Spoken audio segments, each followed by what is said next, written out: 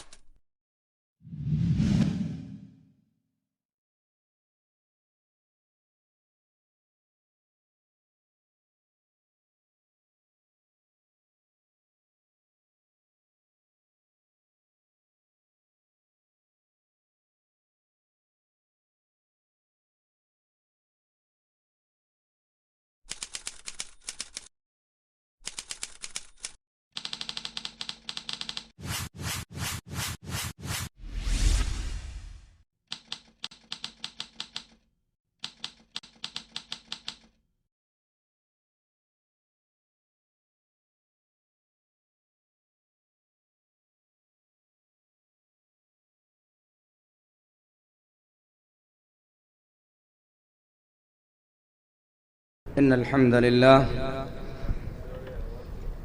نحمده ونستعينه ونستغفره ونؤمن به ونتوكل عليه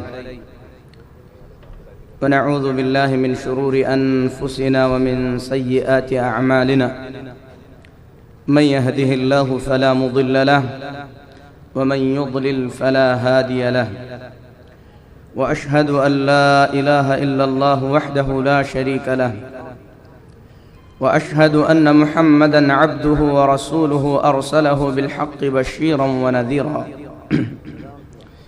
أما بعد فإن أحسن الحديث كتاب الله وخير الهدي هدي محمد صلى الله عليه وسلم وشر الأمور محدثاتها وكل محدثة بدعة وكل بدعة ضلالة وكل ضلالة في النار.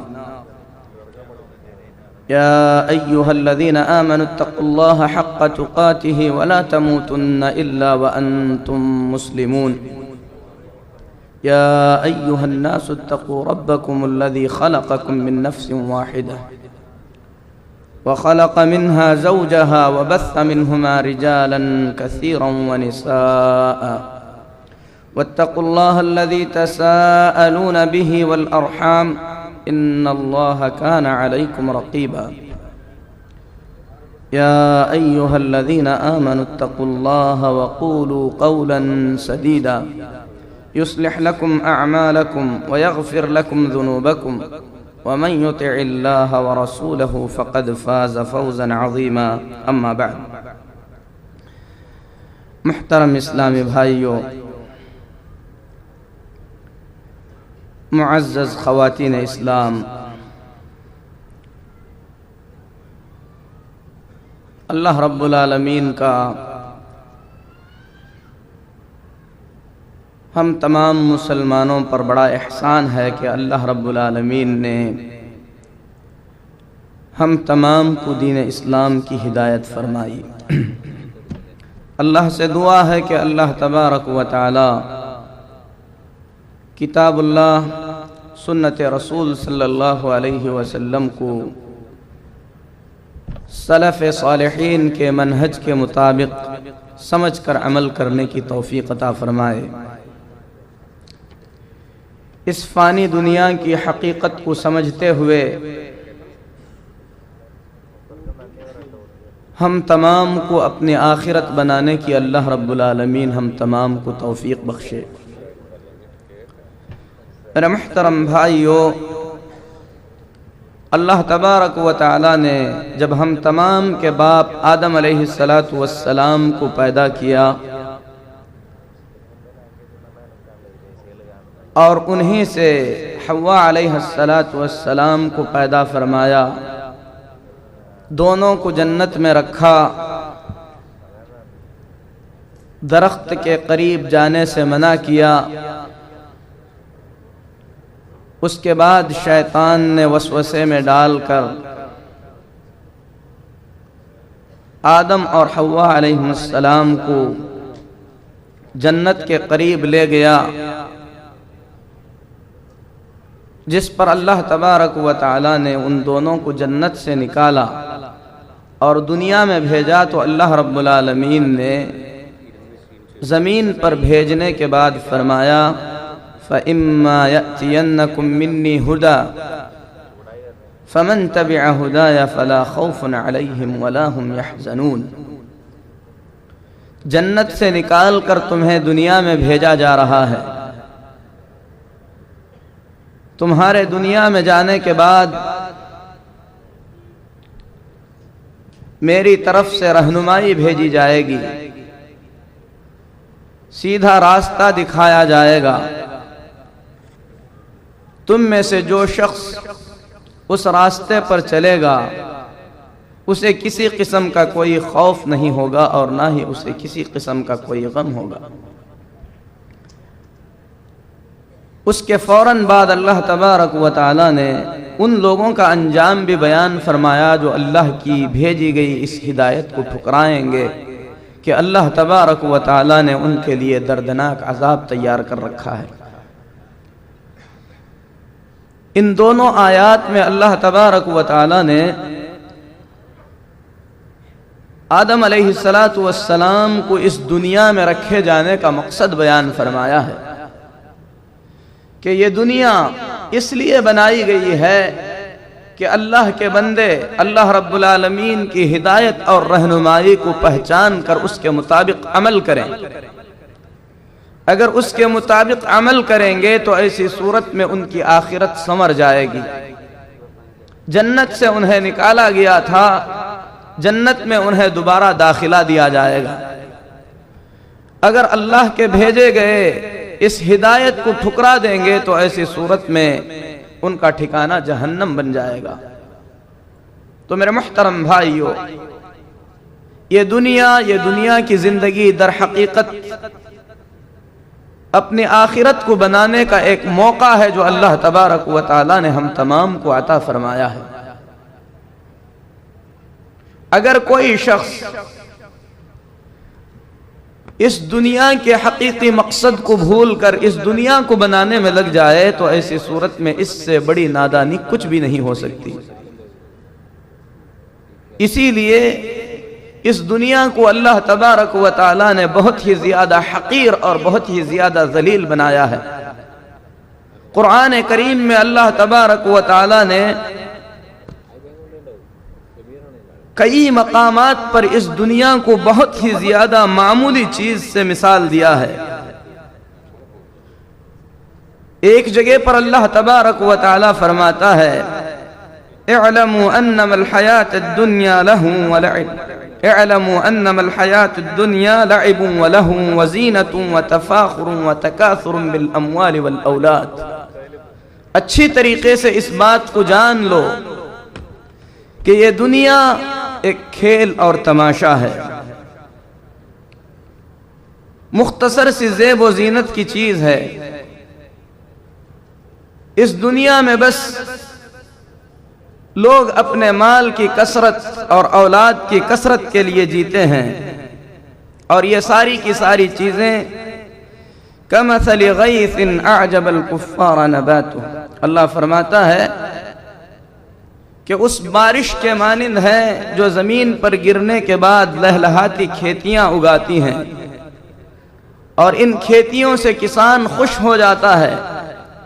دیکھتے ہی دیکھتے یہ لہلہاتی کھیتی سوکھ کر پیلی پڑ جاتی ہے، پھر اس کے بعد اس کے ٹکڑے ٹکڑے ہو کر ہوا میں بکھیرنے لگتے ہیں۔ بالکل یہ دنیا ایسی ہی ہے۔ دنیا کی یہ مثال اللہ تبارک و تعالی نے قرآن کریم کے اندر 4 مقامات پر بیان فرمایا ہے۔ دوسرے مقام پر اللہ تبارک و تعالی فرماتا ہے وَاضْرِبْ لَهُمْ مَثَلَ الْحَيَاةِ الدُّنْيَا كَمَاءٍ أَنزَلْنَاهُ مِنَ السَّمَاءِ فَاخْتَلَطَ بِهِ نَبَاتُ الْأَرْضِ فَأَصْبَحَ هَشِيمًا تَذْرُوهُ الرِّيَاحُ وَكَانَ اللَّهُ عَلَى كُلِّ شَيْءٍ مُقْتَدِرًا۔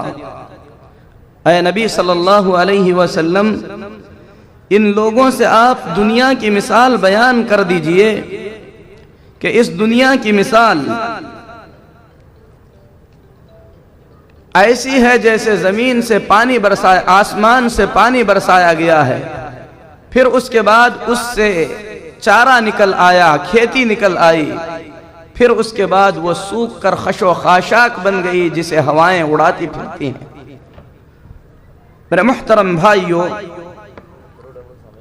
یہ دنیا اس کی کوئی حقیقت نہیں ہے، اسی لیے نبی کریم صلی اللہ علیہ وسلم فرماتے ہیں اس دنیا کی حقارت کو بیان کرتے ہوئے، ترمذی شریف کی روایت ہے، حضرت سہل بن سعد رضی اللہ تعالی عنہ حدیث کے راوی ہیں کہ نبی کریم صلی اللہ علیہ وسلم نے فرمایا لو كانت الدنيا تعدل عند الله جناح بعوضة، اگر اس دنیا کی قدر و قیمت اللہ تبارک و تعالی کے پاس ایک مچھر کے پر کے برابر بھی ہوتی، ما سقا کافرا منها شربة ماء، تو اللہ تبارک و تعالی اس دنیا سے کسی کافر کو ایک گھونٹ پانی بھی عطا نہ فرماتا۔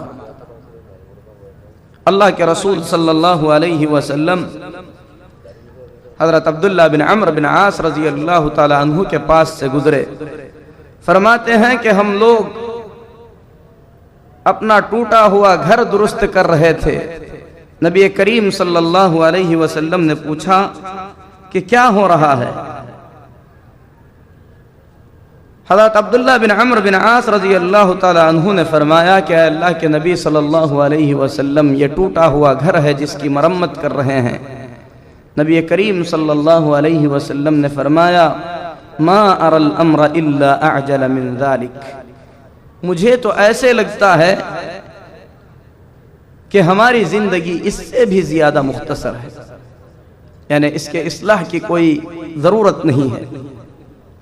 اسی لیے نبی کریم صلی اللہ علیہ وسلم نے اس دنیا کی حقیقت کو سمجھتے ہوئے یہاں پر جو کام ہمیں کرنے ہیں ان کاموں کی طرف ترغیب دلاتے ہوئے فرمایا الا ان الدنیا ملعونۃ وملعون ما فیها، سنو کہ یہ دنیا ملعون ہے، لعنت کی ہوئی ہے،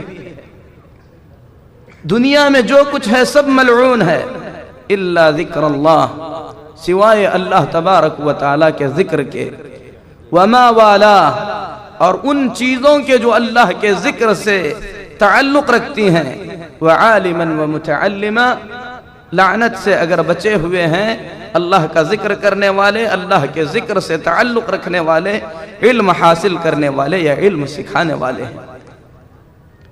اس دنیا سے ہمیں کیا لینا چاہیے، اسے بتاتے ہوئے نبی کریم صلی اللہ علیہ وسلم نے فرمایا کہ ایک انسان کو دنیا سے صرف اس کے سر چھپانے کے لیے ایک معمولی سا گھر چاہیے، اتنا کپڑا چاہیے جو اس کی شرمگاہ کو ڈھانک سکے، اور اس کے پیٹ بھرنے کے لیے سوکھی روٹی کے ٹکڑے اس کے لیے کافی ہیں، جس کے ساتھ سالن کی بھی کوئی ضرورت نہیں ہے۔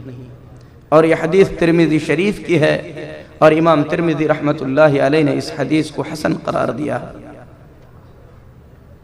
اسی لیے میرے محترم بھائیو، نبی کریم صلی اللہ علیہ وسلم نے جس طریقے سے اس دنیا کی حقارت کو بیان فرمایا ہے، اسی طریقے سے نبی کریم صلی اللہ علیہ وسلم نے اس دنیا سے بہت ہی زیادہ دور رہ کر آپ نے زندگی بسر فرمائی ہے۔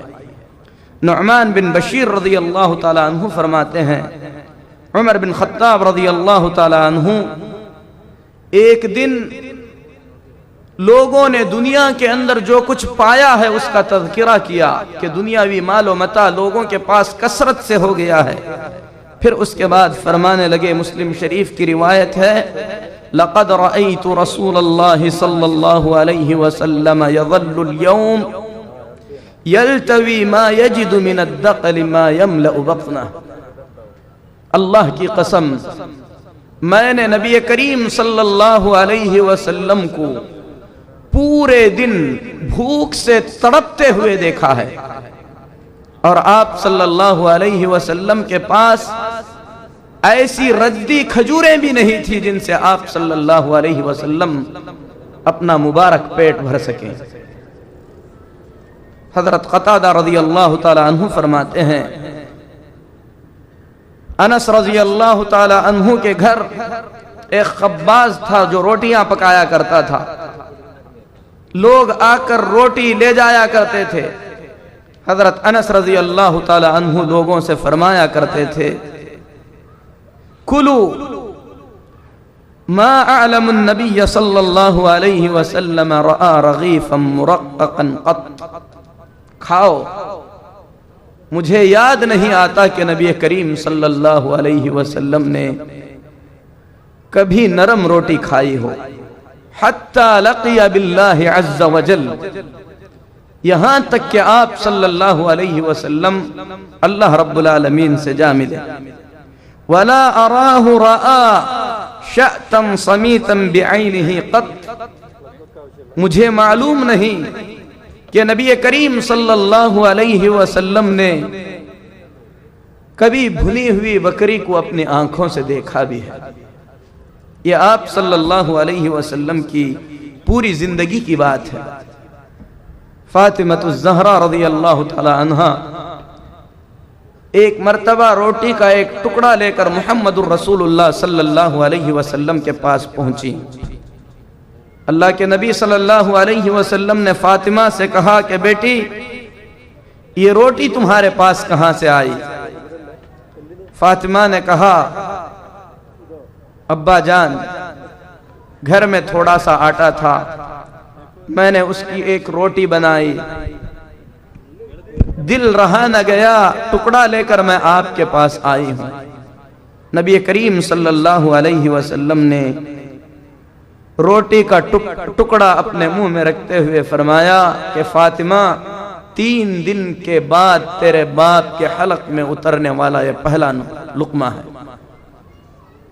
عمر بن خطاب رضی اللہ تعالی عنہ نبی کریم صلی اللہ علیہ وسلم کے گھر میں داخل ہوتے ہیں، دیکھا کہ آپ صلی اللہ علیہ وسلم کے سر کے نیچے چمڑے کی تھیلی کا بنایا ہوا ایک تکیہ ہے جس میں گھاس بھری ہوئی ہے۔ آپ صلی اللہ علیہ وسلم کے پیر کے سامنے دیوار پر کچھ رسیاں لٹک رہی ہیں۔ آپ صلی اللہ علیہ وسلم کے جسم اطہر کے نیچے ایک چٹائی بچھی ہوئی ہے جس سے آپ صلی اللہ علیہ وسلم کے جسم مبارک پر نشان پڑ گئے ہیں۔ عمر بن خطاب رضی اللہ تعالی عنہ اپنے نبی صلی اللہ علیہ وسلم کی اس حالت کو دیکھ کر اپنی آنکھوں پر قابو نہ رکھ پائے، آنکھوں سے آنسو نکل آئے۔ محمد الرسول اللہ صلی اللہ علیہ وسلم نے عمر بن خطاب کو روتے ہوئے دیکھا تو کہا کیوں روتے ہو؟ کہا کہ اے اللہ کے رسول صلی اللہ علیہ وسلم، قیصر و کسریٰ آرام دہ ریشم کے بستر پر سوتے ہیں اور آپ کو آرام کرنے کے لیے بستر تک میسر نہیں ہے۔ نبی کریم صلی اللہ علیہ وسلم نے اپنے ساتھی کو تسلی دیتے ہوئے فرمایا اما ترضى ان تكون لهم الدنيا ولنا الآخرة، ابن خطاب کیا یہ اچھی بات نہیں ہے کہ اللہ انہیں دنیا دے دے اور ہمیں آخرت عطا فرمائے؟ حضرت عائشہ صدیقہ رضی اللہ تعالی عنہ فرماتی ہیں رسول اکرم صلی اللہ علیہ وسلم کے گھر کی یہ اکلوتی حسیر ایسی تھی کہ دن میں مہمانوں کے لیے اسے بچھایا جاتا، جب رات ہوتی تو لا کر نبی کریم صلی اللہ علیہ وسلم کے آرام کے لیے یہ حسیر بچھائی جاتی تھی۔ نبی کریم صلی اللہ علیہ وسلم کی اس حالت کو دیکھ کر عبداللہ بن مسعود رضی اللہ تعالی عنہ نے نبی کریم صلی اللہ علیہ وسلم سے فرمایا الا آذنتنا فنبسط تحتك الین منہ، اے اللہ کے نبی صلی اللہ علیہ وسلم آپ اجازت عطا فرمائیں تو ہم آپ کے لیے نرم بستر کا انتظام کریں۔ تو نبی کریم صلی اللہ علیہ وسلم نے فرمایا ما لی ولی الدنیا، مجھے دنیا سے لینا دینا کیا ہے؟ انما مثلی ومثل الدنیا کمثل راکب، میری اور میں اس دنیا کی مثال ایک مسافر کی سی ہے۔ صار فی یوم صائف جو کسی گرمی کے دن میں سفر کے لیے نکل پڑا ہے، گرمی کی تھکان سے، سفر سے پریشان ہو کر کسی درخت کے نیچے تھوڑی دیر سستا لینے کے لیے اترا، تھکان ختم ہو گئی تو پھر یہاں سے چل پڑا۔ یہ حدیث مسند احمد کی ہے۔ احمد شاکر رحمہ اللہ نے اس حدیث کو حسن قرار دیا ہے۔ اللہ کے نبی صلی اللہ علیہ وسلم کے پاس دنیاوی ساز و سامان میں بہت زیادہ موجود نہیں تھا، لیکن اس کے باوجود بھی آپ صلی اللہ علیہ وسلم دنیا کے سب سے بڑے فیاض اور سب سے بڑے سخی تھے۔ بخاری اور مسلم کی روایت ہے، حضرت ابو ہریرہ رضی اللہ تعالی عنہ فرماتے ہیں، نبی کریم صلی اللہ علیہ وسلم نے فرمایا، لو كان لي مثل احد ذهبا لسرني الا يمر علي 3 ليال وعندي منه شيء۔ اگر میرے پاس احد پہاڑ کے برابر سونا بھی آ جائے تو مجھے بڑی خوشی ہوگی کہ 3 دنوں کے اندر اندر یہ سارا خزانہ اللہ کے راستے میں صدقہ کر دوں، بچاؤں تو اتنا بچاؤں جو میرے قرض ادا کرنے کے لیے کافی ہو جائے۔ اللہ کے رسول صلی اللہ علیہ وسلم، جیسا کہ ابو ہریرہ رضی اللہ تعالیٰ عنہ کا بیان ہے، بھوک سے پریشان ہو کر باہر نکلے۔ ابو بکر صدیق رضی اللہ تعالیٰ عنہ اور عمر بن خطاب رضی اللہ تعالیٰ عنہ دونوں دوسری طرف سے تشریف لائے۔ نبی کریم صلی اللہ علیہ وسلم نے ابو بکر اور عمر سے پوچھا کہ کیوں نکلے ہو؟ کہا کہ اے اللہ کے نبی صلی اللہ علیہ وسلم، بھوک سے پریشان ہو کر باہر نکلے ہیں۔ نبی کریم صلی اللہ علیہ وسلم نے فرمایا، جس بھوک نے تمہیں باہر نکالا ہے اسی بھوک سے پریشان ہو کر میں بھی باہر نکلا ہوں۔ تینوں ایک انصاری کے گھر پہنچے، صحابی گھر میں موجود نہ تھے۔ صحابی کی بیوی نے ابو بکر، عمر اور رسول اللہ صلی اللہ علیہ وسلم اجمعین ان کو آتے ہوئے دیکھا تو مرحبا کہا۔ نبی کریم صلی اللہ علیہ وسلم نے کہا کہ فلاں کہاں ہے؟ صحابیہ نے کہا کہ اے اللہ کے نبی صلی اللہ علیہ وسلم، پینے کے لیے پانی لانے گئے ہیں، آپ تشریف رکھیں۔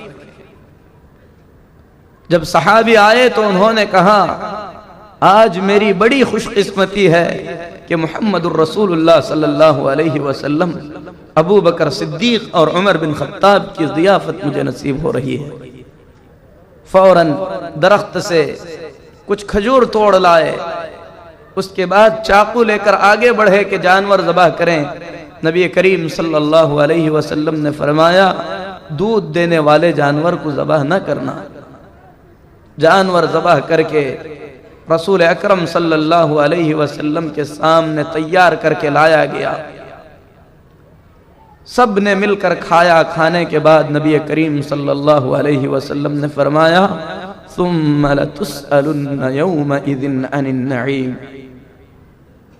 تمہیں قیامت کے دن اس نعمت کے بارے میں پوچھا جائے گا۔ گھروں سے بھوکے نکلے تھے، اللہ نے تمہیں پیٹ بھر کھلایا، اس نعمت کے بارے میں اللہ تم سے پوچھے گا۔ سوچنے کا مقام ہے کہ ایک آدمی اگر بھوک سے پریشان ہو کر نکلا ہے تو یقیناً کافی دیر سے کھایا نہیں ہوگا۔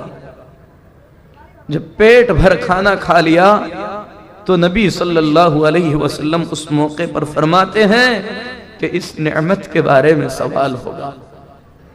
آج ایسی کتنی نعمتیں ہیں جو اللہ تبارک و تعالی نے ہمیں عطا فرمائی ہیں۔ ہم میں سے ہر شخص تھوڑی دیر کے لیے اپنے کپڑوں کی الماری کے بارے میں سوچے کہ کتنے کپڑے اس کے پاس رکھے ہوئے ہیں۔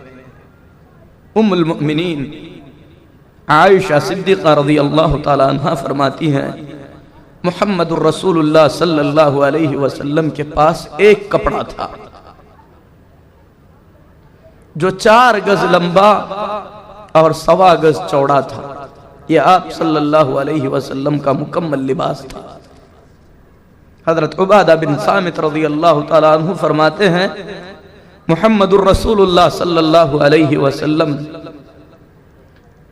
جس کپڑے میں ہمیں نماز پڑھایا کرتے تھے اس کپڑے کی تنگی کی وجہ سے آپ صلی اللہ علیہ وسلم آسانی سے بیٹھ نہیں پاتے تھے.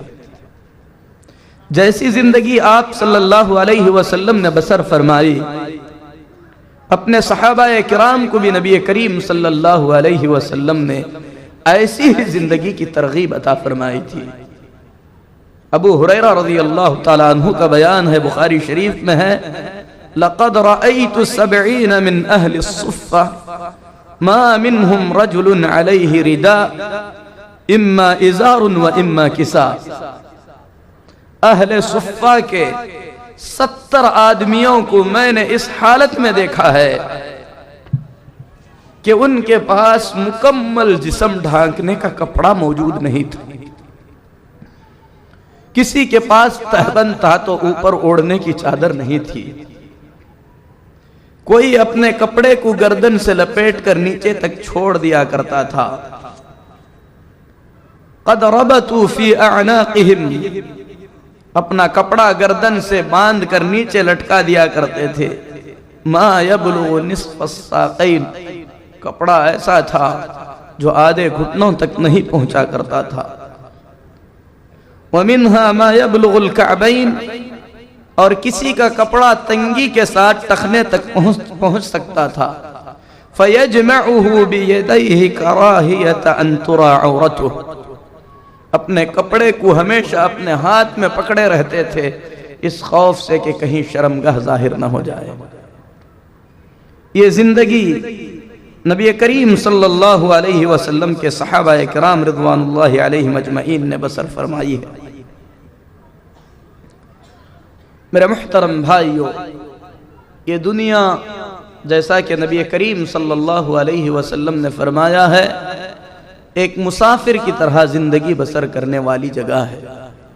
اسی لیے عبد الرحمن بن عوف رضی اللہ تعالیٰ عنہ، حضرت عمر بن عوف رضی اللہ تعالیٰ عنہ بیان کرتے ہیں کہ حضرت ابو عبیدہ رضی اللہ تعالیٰ عنہ بحرین سے کچھ مال لے کر آئے، جزیے کا مال تھا.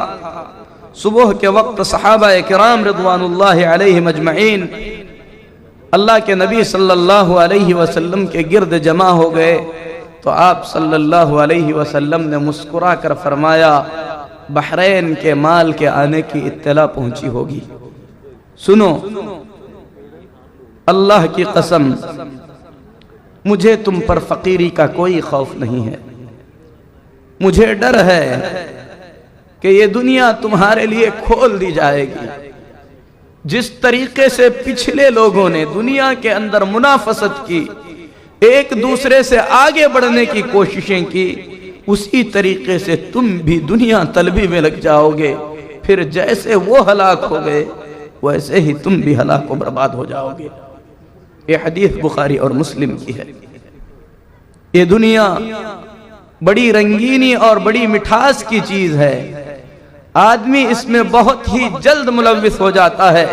اسی لیے نبی کریم صلی اللہ علیہ وسلم نے فرمایا ان الدنیا حلوۃ خضرہ، یہ دنیا شیرین اور میٹھی بھی ہے اور بہت ہی زیادہ ہریالی والی ہے. وَإِنَّ اللَّهَ مُسْتَخْلِفُكُمْ فِيهَا، اللہ تبارک و تعالی اس دنیا کے اندر تمہیں ذمہ دار بنانے والا ہے، یا اس دنیا کا مال و متاع تمہیں عطا فرمانے والا ہے اور یہ دیکھنے والا ہے کہ تم لوگ کیسا کرو گے. فَاتَّقُوا الدُّنْيَا وَاتَّقُوا النِّسَاءَ، دنیا کے رنگینی سے دور رہو، اسی طریقے سے عورتوں کے فتنے سے بچنے کی کوشش کرتے رہو. ایسے ہی نبی کریم صلی اللہ علیہ وسلم نے فرمایا، حضرت ابو سعید خدری رضی اللہ تعالیٰ عنہ حدیث کے راوی ہیں، ان مما اخاف علیکم من بعدی ما یفتح علیکم من زہرۃ الدنیا وزینتها، کہ اے لوگو مجھے سب سے زیادہ ڈر تم پہ جس چیز کا محسوس ہوتا ہے وہ یہ ہے کہ دنیا کی زیب و زینت، دنیا کی ہریالی تم پر کھول دی جائے گی، پھر اس کے بعد تم اس دنیا کے کمانے میں مبتلا ہو جاؤ گے۔ اور یہ بات نبی کریم صلی اللہ علیہ وسلم نے منبر پر بیٹھ کر بیان فرمائی تھی۔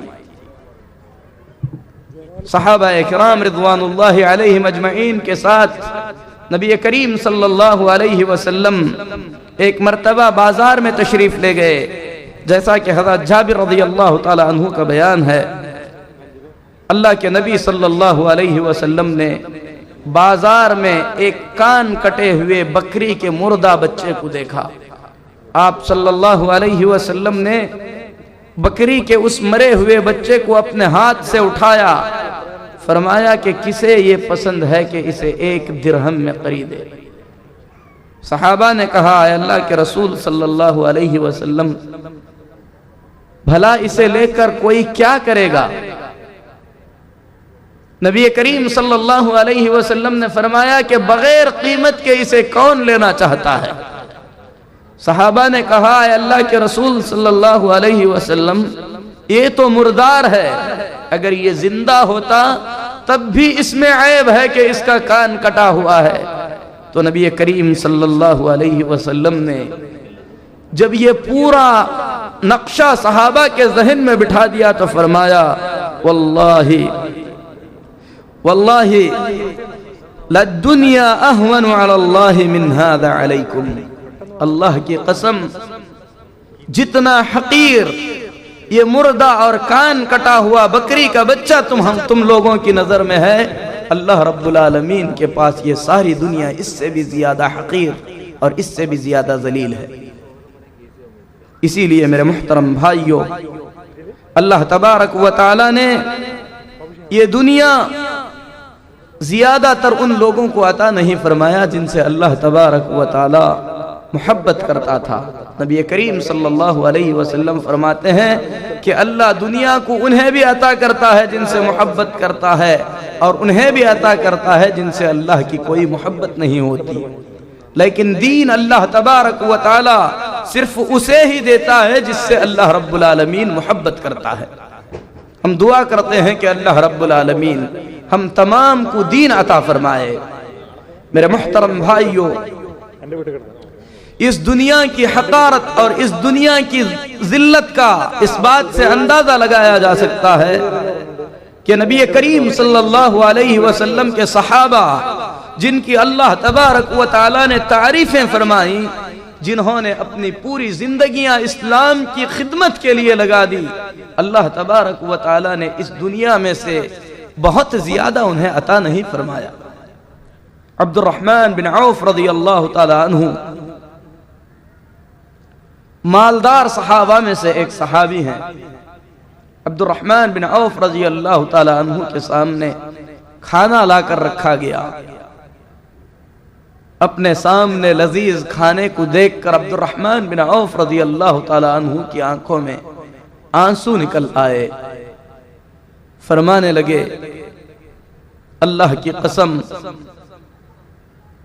حمزہ رضی اللہ تعالی عنہ مجھ سے زیادہ افضل تھے، جب شہید کر دیے گئے تو اتنا کفن انہیں میسر نہیں ہوا جس میں صحیح سے انہیں دفنایا جائے۔ اگر کفن ان کے سر کی طرف کھینچا جاتا تو پیر کھل جاتے، اگر پیر کی طرف کھینچا جاتا تو سر ظاہر ہو جاتا۔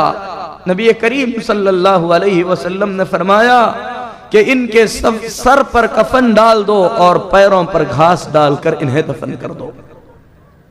پھر فرمانے لگے مصعب بن عمیر مجھ سے زیادہ بہتر تھے، جب انہیں دفنایا جانے لگا تو ان کے لیے بھی مکمل کفن نصیب نہ ہوا۔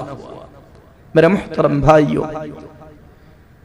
ان تمام واقعات کی روشنی میں ہم یہ اندازہ لگا سکتے ہیں کہ یہ دنیا اللہ تبارک و تعالی کے پاس کیا مقام رکھتی ہے۔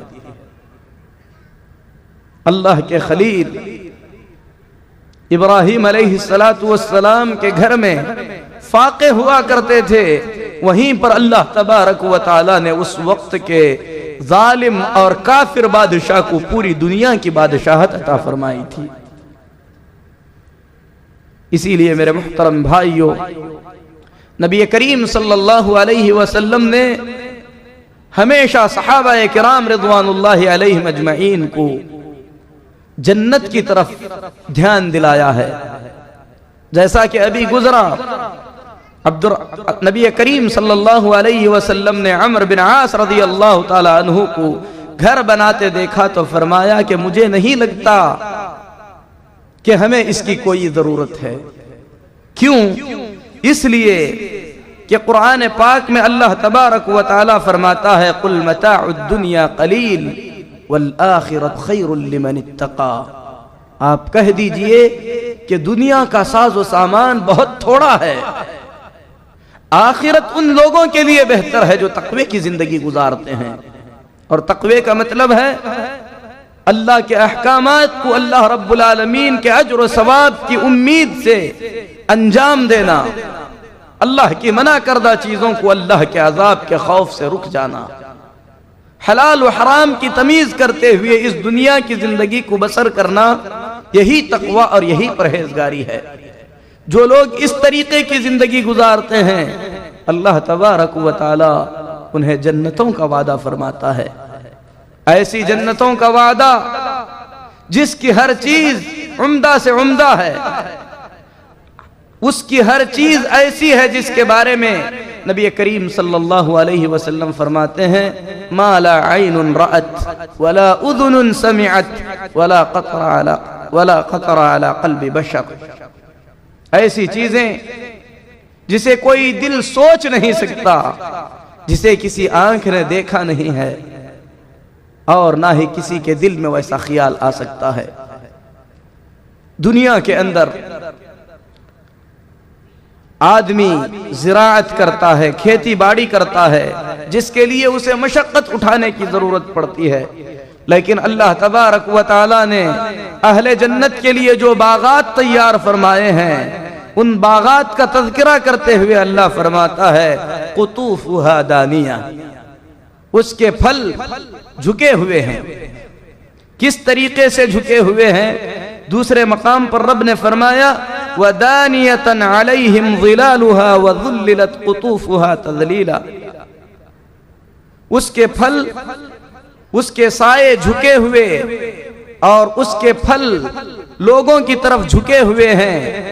امام مجاہد رحمت اللہ علیہ اس آیت کریمہ کی تفسیر میں فرماتے ہیں اذا قام ارتفعت، وہ پھل ایسے ہیں کہ جب جنتی انہیں لینے کے لیے کھڑا ہوتا ہے تو وہ پھل اس کے قد کے مطابق اسے لینے کے لیے آ جاتے ہیں، اور جب بیٹھ جاتا ہے تو وہ جھک جاتے ہیں، اور جب وہ سو جاتا ہے تو اس کے ہاتھ کے پاس آ کر جھک جاتے ہیں۔ اللہ تبارک و تعالی نے ان پھلوں کو اگانے، ان پھلوں کو اگانے اور ان کے درختوں کو اگانے کی مشقت ہی لوگوں کے لیے نہیں رکھا، بلکہ اللہ تبارک و تعالی نے ان پھلوں کو کھانے والے کے دل کے مطابق بنا دیا کہ جہاں سے وہ لینا چاہتا ہے وہ پھل خود بخود اس کی طرف جھک جاتا ہے، اور فرمایا وَفَوَاكِهَ مِمَّا يَشْتَهُونَ، جو پھل وہ چاہیں گے وہاں پر انہیں ملیں گے۔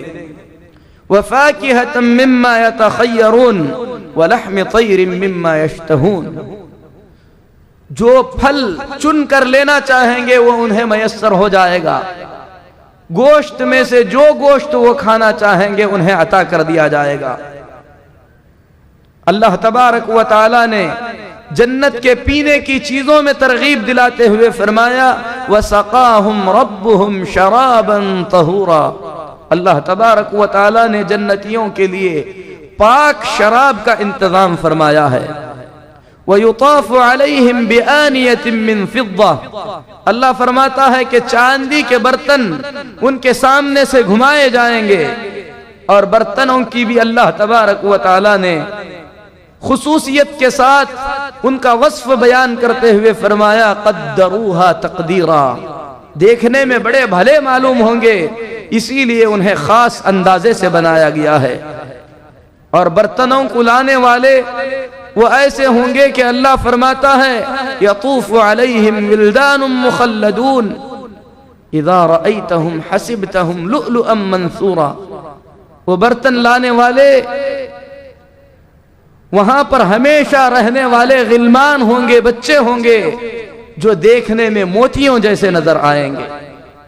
اور جنت جس کے اندر کوئی تھکان نہیں، اللہ فرماتا ہے لا فیہا غول، اس کے اندر کسی قسم کی کوئی تھکان، کوئی سر درد، اسی طریقے سے کوئی بیماری نہیں ہوگی.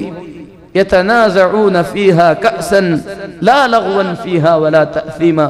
اللہ فرماتا ہے کہ ایک کے بعد دوسرا گلاس پیتے جائیں گے، اس کے اندر کسی قسم کی بدتمیزی کی کوئی بات نہیں ہوگی اور نہ ہی کسی قسم کی بیہودہ باتیں ہوں گی.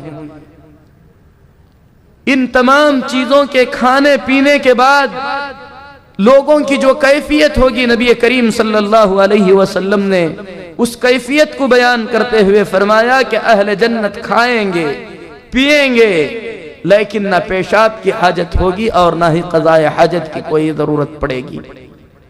صحابہ نے کہا اے اللہ کے نبی صلی اللہ علیہ وسلم پھر وہ جو کچھ کھائیں گے اس کا کیا ہوگا؟ تو نبی کریم صلی اللہ علیہ وسلم نے فرمایا کہ ان کے جسموں سے مشک کے مانند پسینہ نکلے گا جس سے وہ ساری کی ساری چیز جو ہے ختم کر دی جائے گی، اور انہیں اللہ کی تکبیر اور اللہ کی تسبیح ایسے ان کا الہام کر دی جائے گی جیسے دنیا کے اندر اللہ کے بندے سانس لیا کرتے ہیں.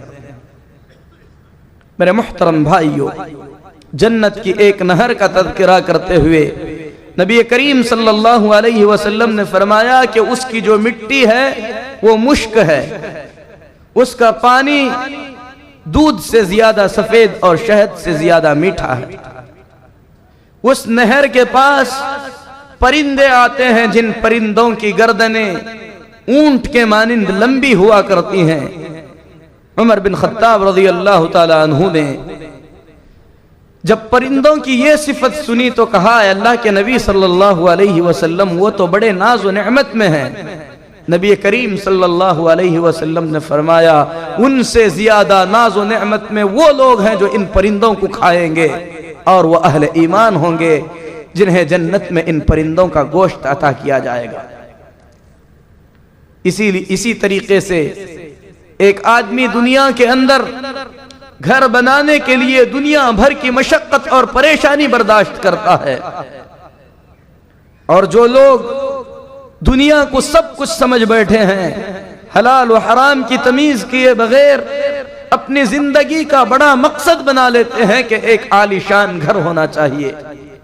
اس گھر کے بنانے سے پہلے آدمی جنت کے اس گھر کے بارے میں سوچے جس کا تذکرہ مسلم شریف میں کیا گیا.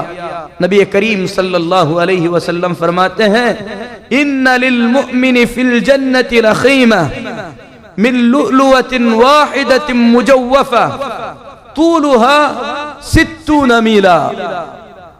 جنتی کے لیے جنت میں ایک خیمہ عطا کیا جائے گا اور یہ پورا خیمہ ایک موتی کا بنا ہوا ہوگا اور اس خیمے کی لمبائی 60 میل کی ہوگی.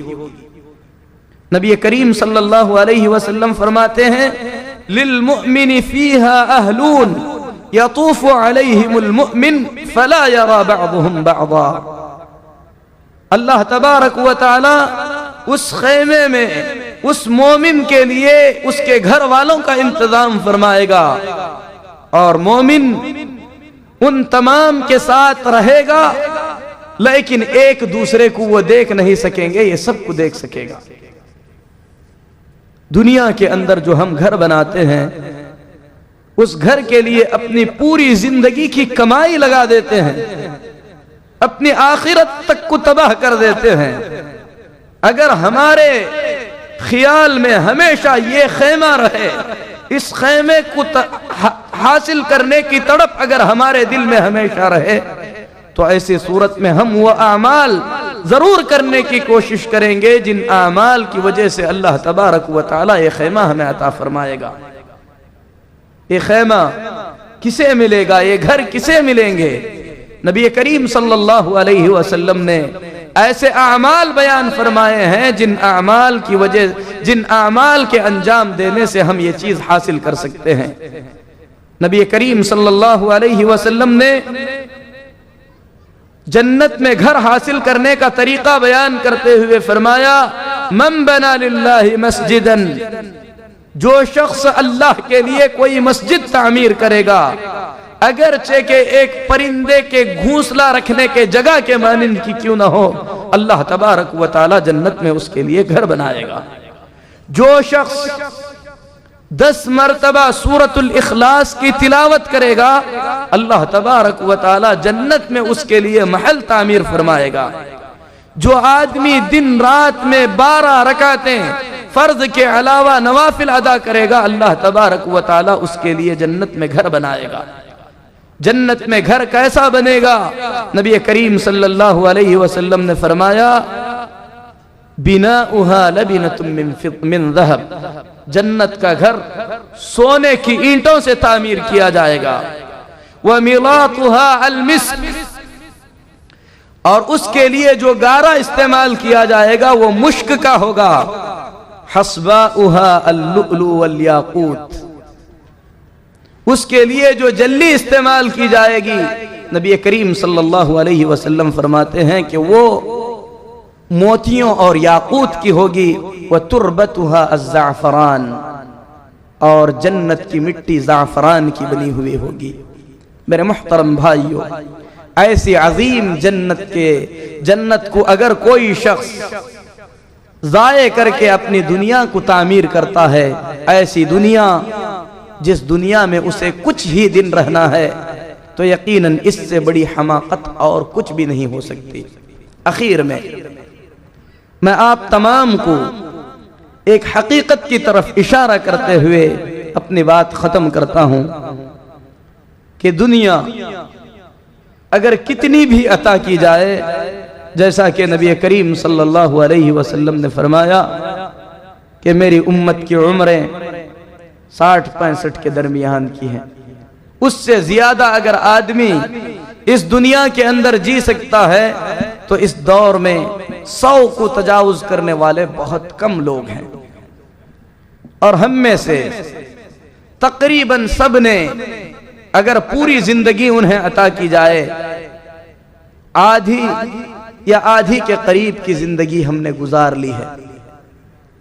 ہم اپنی بقیہ آدھی زندگی کو گزارنے کے خاطر، اسے سنوارنے کے لیے اپنے ملک سے ایک دوسرے ملک میں آ کر کما رہے ہیں، تاکہ ہماری باقی زندگی سنور جائے، ہم آرام سے رہ سکیں۔ میرے محترم بھائیو، ہم نے کبھی یہ سوچا کہ اپنی مختصر سی زندگی کو سنوارنے کے لیے اگر ہم ایک ملک سے دوسرے ملک تک آ سکتے ہیں، غربت برداشت کر سکتے ہیں، کوئی بچوں سے دور ہے، کوئی بیوی سے دور ہے، ماں باپ سے دور ہے، رشتہ داروں سے دور ہے، یہ ساری پریشانیاں ہم نے صرف مختصر سی زندگی کو بنانے کے لیے برداشت کی ہیں، تو ہمیشہ کی زندگی کو بنانے کے لیے ہم نے کیا کچھ قربان کیا ہے؟ ہم نے اس کی کتنی فکر کی ہے؟ اس کے لیے ایسی کون سی قربانی ہم نے دی ہے جو ہم نے اس دنیا کی زندگی کو بنانے کے لیے اپنے وطن کو چھوڑ کر عطا کی ہے؟ میرے محترم بھائیو، سچ کہا رب العالمین نے، بل تؤثرون الحیات الدنیا والآخرۃ خیر وابقا، بلکہ تم لوگ دنیا کی زندگی کو آخرت پر ترجیح دیتے ہو، جبکہ آخرت بھلی بھی ہے اور ہمیشہ باقی رہنے والی ہے۔ اللہ سے دعا کرتے ہیں کہ اللہ ہم تمام کو اپنے آخرت کے فکر کرنے کی توفیق عطا فرمائے، دنیا کی حقیقت کو سمجھ کر اس دنیا کو آخرت بنانے کے لیے صرف کرنے کی اللہ توفیق دے۔ آمین۔ وصلی اللہ علی نبینا محمد وعلی آلہ واصحابہ اجمعین۔